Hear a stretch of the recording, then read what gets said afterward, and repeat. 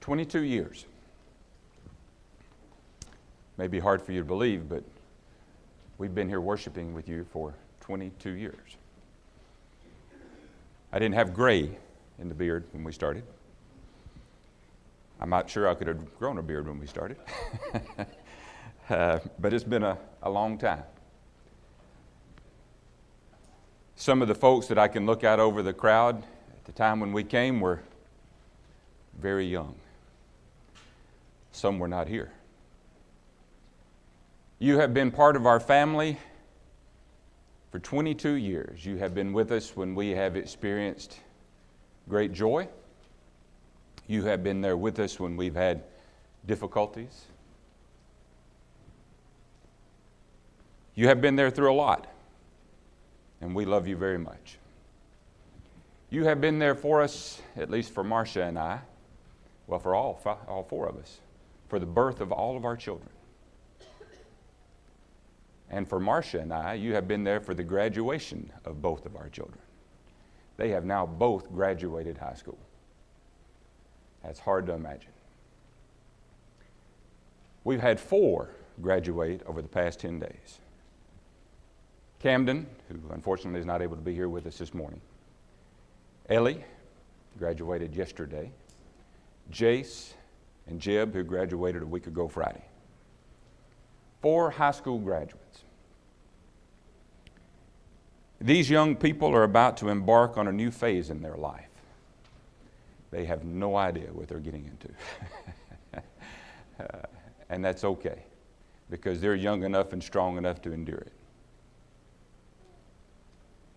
It'll be an exciting phase, should be an exciting phase. It should be a time that they look forward to with great enthusiasm, knowing that there are a lot of opportunities out there. Opportunities to do good, opportunities to grow, opportunities to learn. So many things that they can do and so many things that they can accomplish as young people. And there are also going to be, in this new phase, some times of difficulties. Some things that they're going to have to face that they really haven't had to face as much up until this point. And so I was trying to think of what I could do to encourage them, what I could do to try to provide some words of wisdom. And that's difficult to think of. But there was a song that was released a few years ago, back in 2018. My family knows I enjoy this particular song, which is unusual because I don't typically listen to a lot of music on the radio. But it was released in 2018 by a man by the name of Eric Church. So you country music people know who that is. The title of the song was Monsters. In that particular song, which was written by Eric Church and somebody else, it comes from an actual real-life event where he, as a father, went in to tuck his child in at night, and his child asked him to check under the bed and to check the closet to make sure that there were no monsters.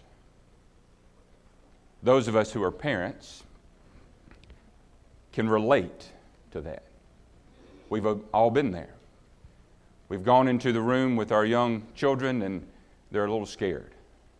So they want us to check the room. They want us to make sure that there's nothing there. They want us to leave a light on, leave a night light on, which says a lot about us because we have a night light on in my bedroom. But anyway, that's more because we can't see anymore. But nonetheless, leave the light on, make sure that they're not scared. And in this particular song, the writer goes on to think about that the monsters that you endure, the monsters that you have to go against in your childhood are not the same monsters that you see and have to face when you become older. We're going to use the chorus from that particular song as a platform from which we're going to launch out this morning. The chorus says, "Anymore, when a restless feeling keeps me up at night, falling on my knees is my new turning on the light. I keep my faith intact and make sure my prayers are said. Because I've learned that the monsters ain't the ones beneath the bed. The monsters that our young children, our young adults, are going to have to face now as they move forward are not the same ones that they've had to endure before. And so let's talk about just a few of them. You know, up until this point, you've been surrounded. You're going to like my pictures throughout this thing. You've been surrounded. You children have been surrounded with a support group that really wants what's best for you. You have been surrounded by family. You have been surrounded by a spiritual family that simply wants what's best for you. And they will encourage you. They will do whatever it takes to try to help you in this life. But you're going to be moving to a new phase in life. And you're going to be faced with people who will not always do that. You're going to come into situations in life where you may feel alone. You're going to feel isolated. But you need to realize that you're not the only one that's ever felt this way. You're not the only one that has gone out in life and felt like there is no one else around that knows what you're going through. I automatically, every time I think of loneliness or think of isolation or even depression, I think of Elijah in the Old Testament. When Elijah had just won the great victory at Mount Carmel through the power of God and overcoming the prophets of Baal and Asherah, and then when Jezebel is coming after him to make him as one of those other prophets to kill him, he goes away and God takes him off into the wilderness, into the mountain of God, and it's there that Elijah basically says, I'm the only one left. Your people, Israel, have killed all the other prophets. They've torn down the altars, and I, even I, only am left, he said in 1 Kings 19 and verse 14. You think you felt isolated? You think you felt alone? David had times of loneliness. There were times when David felt lonely because of his sin in his life. In the 38th Psalm, in Psalm 38, notice what he says there. In verse 1, O Lord, rebuke me not in your anger, nor discipline me in your wrath. For your arrows have sunk into me, and your hand has come down on me. There is no soundness in my flesh because of your indignation. There is no health in my bones because of my sin. In verse 10, he says, my heart throbs, my strength fails me, and the light of my eyes, it also has gone from me. My friends and companions stand aloof from my plague, and my nearest kin stand far off. He says, I feel alone. I feel all by myself. Jesus felt alone. Jesus knew and told his disciples that this very night all of you will leave me. Matthew chapter 26 and verse 31. And all of his disciples said, no, we will die with you. We will not leave you. And it says on down further in that chapter, and they all left and departed from him. They all left him. Think he felt alone? Those same disciples that had been with him for 3 years, that knew the power that he had, that knew the kind of teacher that he was, that had proclaimed that he was the Son of God, they all left him. Paul, in 2 Timothy chapter 4, and verse 16, at my first defense, no one came to stand by me, but all deserted me. You see, loneliness and feeling by yourself, that's not unusual to any one particular person. It is common for everybody. You can be sitting in a group of 75 people and feel alone. How is it that you're going to overcome the monster of isolation and loneliness? Well, first of all, remember that God is always with you. That same David who felt all alone because of that sin that was in his life, who felt all alone because of his enemies that Lincoln read about in Psalm 142 this morning, who felt all alone by himself, was the same one that wrote the 23rd Psalm, the great psalm about the great shepherd. He says, "Yea, though I walk through the valley of the shadow of death, I will fear no evil, for you are with me. Your rod and your staff, they comfort me." God is always going to be with you. Jesus, even though he was all by himself, his disciples had all fled. Jesus said in John 16 and verse 32, "Behold, the hour is coming. Indeed, it has come, when you will be scattered, each to his own home, and will leave me alone. Yet I am not alone, for the Father is with me." See, Jesus realized that the Father would never leave him. Paul, in 2 Timothy chapter 4 and verse 16, when he said at his first defense that all had left him, that all had deserted him, verse 17 he says, "But the Lord stood by me and strengthened me." You are never alone. Never alone. How can you overcome the monster of isolation? Remember, God is always there. Second, wherever you go, find your spiritual family.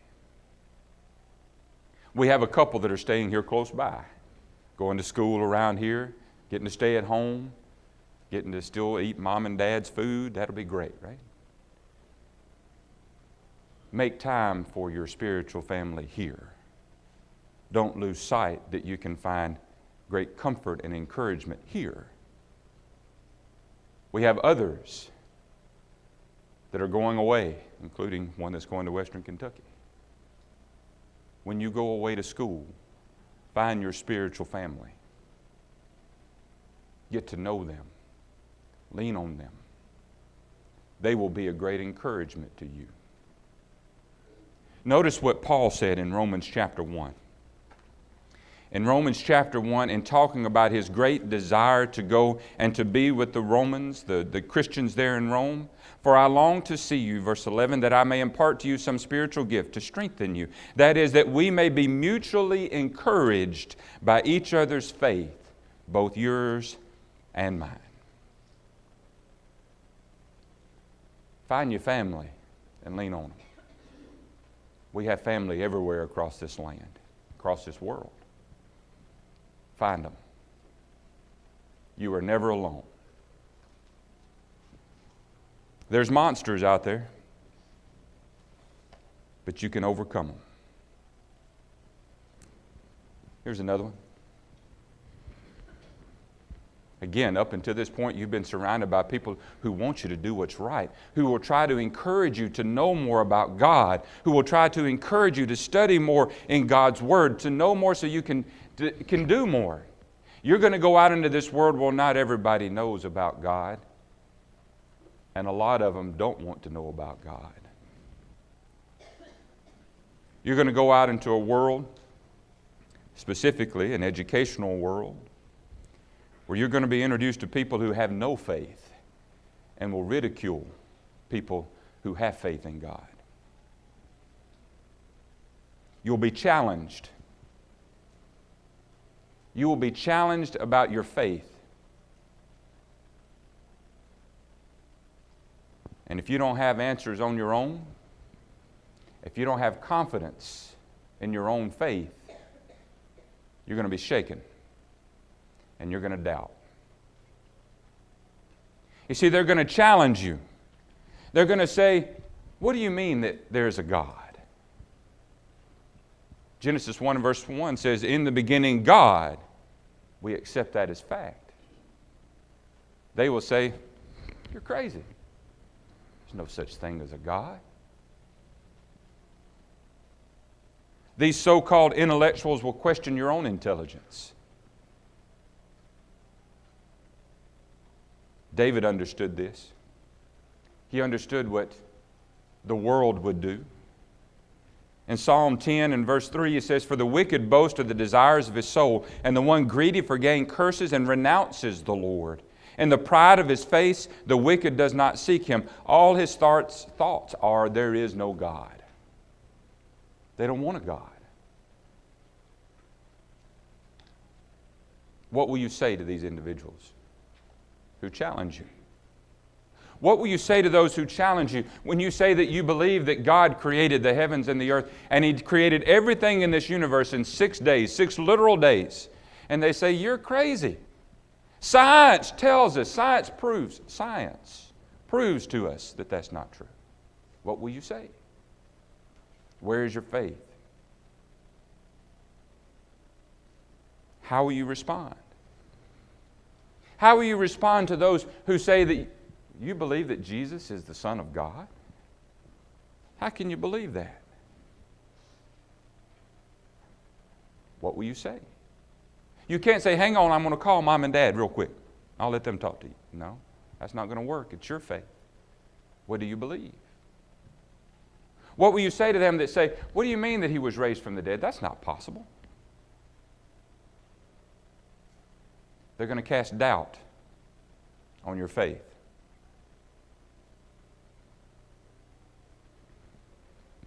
What will you do?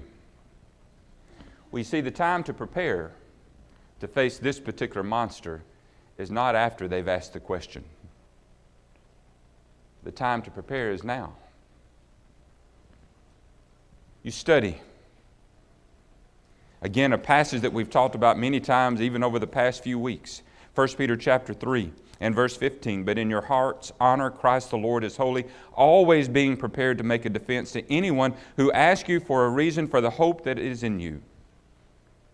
Being ready, prepared to give a defense, that means you have something in your mind that you rest upon, that you believe in, that you trust in, and you're ready to give it to others. Study upon it. You must be convinced in your own mind that God does exist, because you see that's what faith is, Hebrews 11 and verse 6. And that this creation is not only His handiwork, Psalm 19 and verse 1, but it immensely proves, undoubtedly proves that He does exist and that He is all-powerful. Romans chapter 1 verses 19 and 20. People are without excuse who look around and do not acknowledge God. You can pray. You'll see that as a common theme, by the way. You can pray. You want wisdom and knowledge on how to answer these accusations? James says, if anyone lacks wisdom, let him ask of God, who gives to all men liberally. Chris just had a lesson on not too long ago. Ask, seek, knock. God hears and answers prayer. That may have even been last week. Pray. There's monsters of isolation. There's monsters of doubt. Here's one. Materialism. How about the monster of materialism? You see, I know how all of you have grown up. I know how Jace and Ellie and Jeb and even Camden have grown up. And I know that you're spoiled rotten. You're just spoiled. And that's because we as parents have spoiled them. And it's not, I don't mean that in a bad way, even though we think of it sometimes as a bad way. They have been very blessed in their lives. They have been given everything that they need in terms of material, physical needs in this life. And sometimes it's easy when you grow up like that to not understand that not everything is that easy. You get out on your own and you think it should be just like what you had at the house.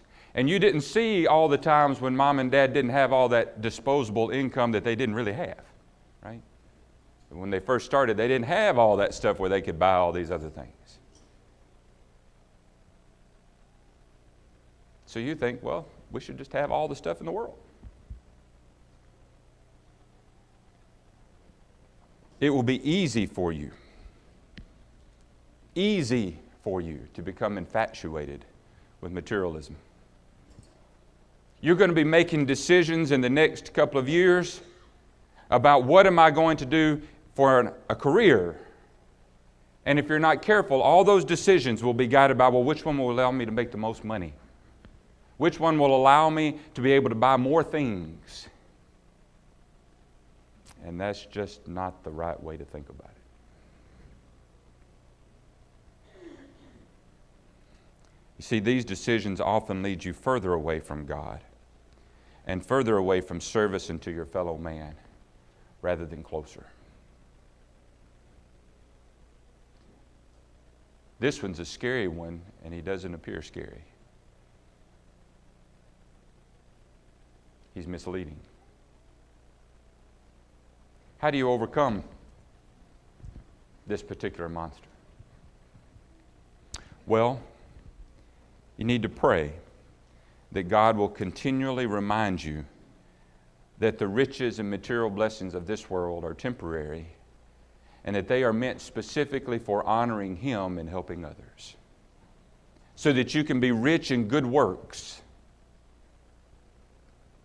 Godliness with contentment is great gain, for we brought nothing into the world, and we can take nothing out of the world. But if we have food and clothing, with these we will be content. But those who desire to be rich fall into temptation, into a snare, into many senseless and harmful desires that plunge people into ruin and destruction. For the love of money is a root of all kinds of evil. It is through this craving that some have wandered away from the faith and pierced themselves with many pains. In other words, the monster got them.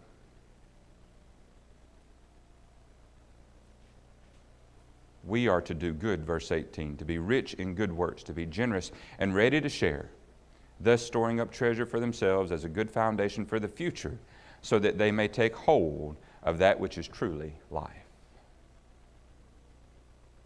There's going to be a monster that says, get all that you can get, and you're going to have to know how to face him. There's another one. Pride. You see, pride is something that sneaks in, and Chris had a lesson on this one just a couple of weeks ago. Pride is something that sneaks in. As you go into this next phase in life and you find more freedom, you find more freedom as a young person, where mom and dad are not always right there over the top of you, and you get to make more of your own decisions. You find that freedom of self-sufficiency. I can do it. It will be me. I'm making all these decisions, and it becomes an I. I can do it all. Leave me alone. I'm young, I'm strong, I'm healthy, I can do it. You want to know how I know all that? Because I was young and strong and healthy at one time, and I'm still healthy. And I felt that way too.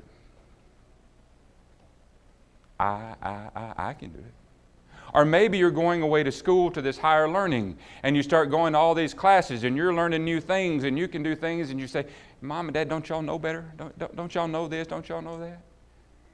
And you get frustrated with them when they can't do the phone the way that you want them to do the phone because, you know, all this, right? And man, you guys, y'all just don't know, right? Don't even think we don't know that y'all are thinking it. We know that you're thinking it. And we're thinking, don't you know I know more than you? So it's mutual.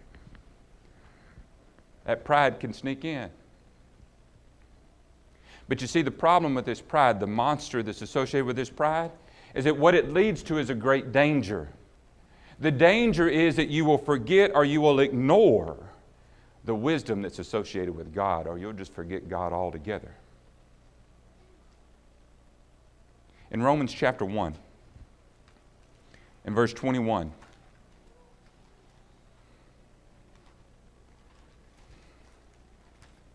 for although they knew God, they did not honor Him as God or give thanks to Him, but they became futile in their thinking, and their foolish hearts were darkened. Claiming to be wise, they became fools, and exchanged the glory of the immortal God for images resembling mortal man, and birds and animals and creeping things. They thought they were wise, they thought they were smart, they thought they were intelligent, and basically what they did was they just pushed God out. Pride will do that to you. It'll push God out of the picture. But not just God. You'll get to the point where you just disregard all others. those same parents who you had to listen to for the first 18 years, 19 years, whatever, you start thinking, they don't know nothing. All that experience that they have because they lived through it. All those mistakes that they made that they don't want you to make, you start, whatever. All the elders and spiritual family that you have, you won't listen. Why? Because, well, I know it. I know it. Pride. How do you overcome it? Well, our common theme, pray. Pray to God for His wisdom. Pray to God that He will help you and that you'll rely on His wisdom and His knowledge. It reminds you of Solomon. When God said, what is it that I can give you? Solomon said, give me wisdom.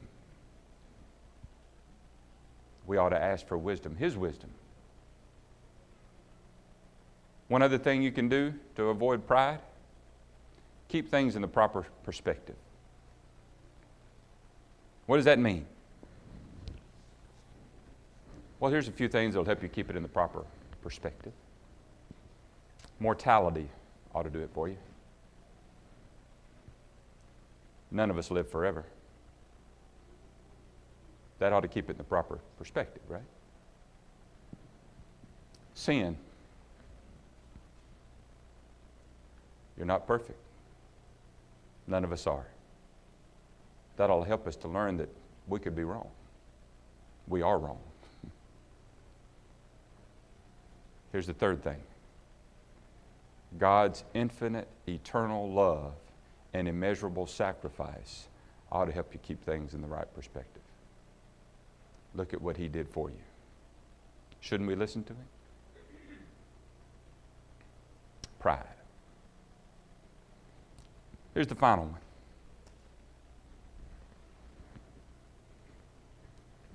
The monster of failure. You see, as you go out into life, and now you're on your own, and now you're doing the things that you want to do, there's always that little thing sometimes in the back of your mind that says, boy, I don't want to fail. I know how that is. I had that. When I went away to school, I did the same thing. The back of my mind, I was thinking, I'm from a small country town. Went to a small high school where we could, if we could add, we were doing great, right? And now I'm going off to school, and I don't want to come back, and people say he couldn't make it. He couldn't make it. Scary. You don't want to disappoint anyone. You don't want to disappoint your parents who have told you from the very beginning, you're special, you're great, and you know what? You are. You are. But it doesn't mean you're perfect. You don't want to disappoint others that you know, friends, family, whatever. And so you're scared.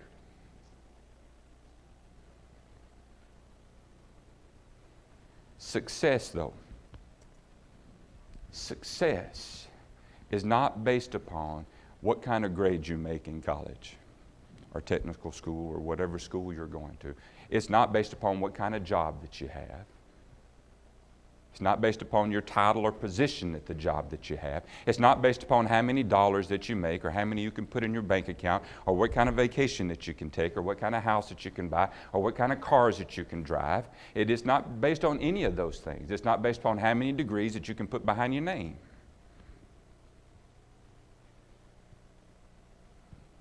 It's not a competition with others.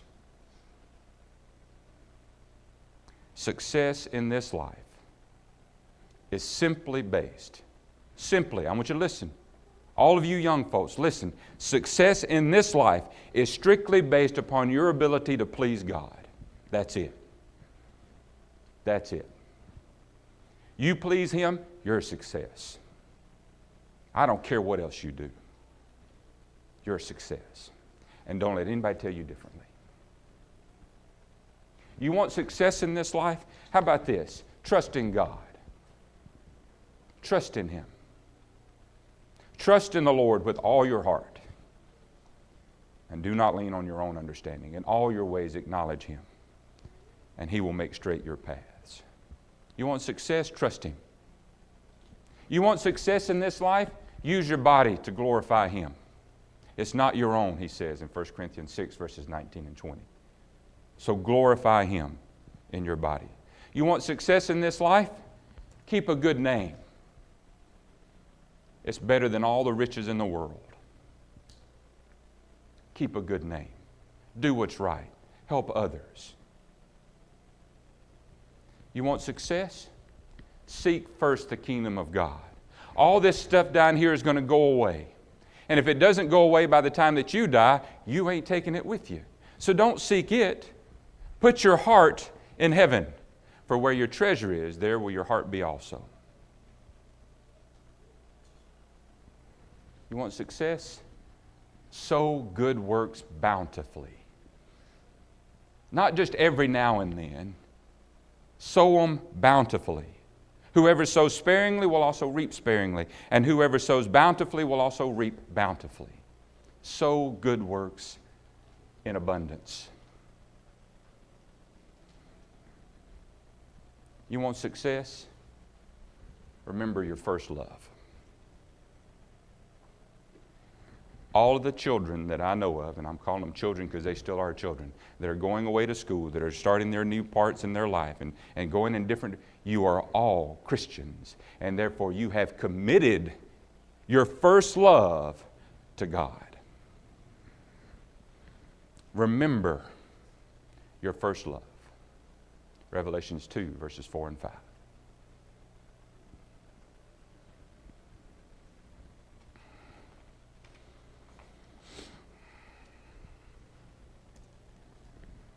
I guess the song, Monsters, struck a chord with me, musically speaking, struck a chord with me because like most people I can remember back when I was a kid that I was scared of things. Now, let's face it, I'm still scared of some things, right? Put a snake in the floor and I'm gone. I'm still scared of some things. I can remember having bad dreams. I can remember that Mom and Dad's room was right down the hallway and that was a place of safety.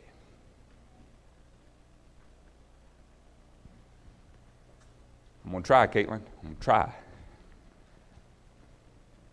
I can remember one night when my son was young, real young, like so young that I could still pick him up young. He was crying. And you can always tell the different cries, right? One's a whimpering, well, he'll go back to sleep, leave him alone. One's a cry. He was crying.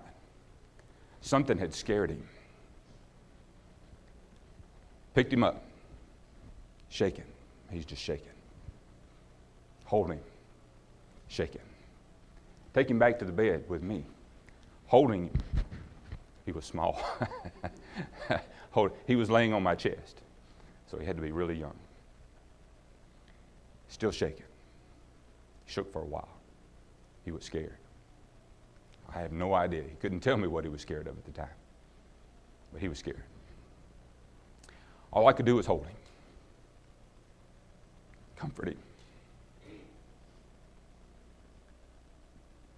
I can't pick him up anymore. I wouldn't try. I can't pick up my daughter anymore. So the things that scare them, I can't provide the same kind of comfort that I used to. But they have a Father who can. He is bigger than everything. He can provide more comfort than I could ever do. And you see, as a parent, I still have some of those same monsters. In a few months, we'll be isolated and lonely from our kids being gone, but we have each other. But it'll be different. In a few months, we'll have doubt. What are they doing? Where are they at? Are they doing the right things? In a few months, we'll be worried. Did we fail? Did we not do all we could have done? And you know what we'll need to do? The same thing I told them to do. We'll need to pray, We'll need to lean on each other. We'll need to lean on all of y'all. And if we do, those monsters will be defeated. Anymore, when a restless feeling keeps me up at night, falling on my knees is my new turning on the light. Keep my faith intact and make sure my prayers are said. Because I've learned that the monsters, they ain't the ones under the bed. We can help you. Won't you come while we stand and sing?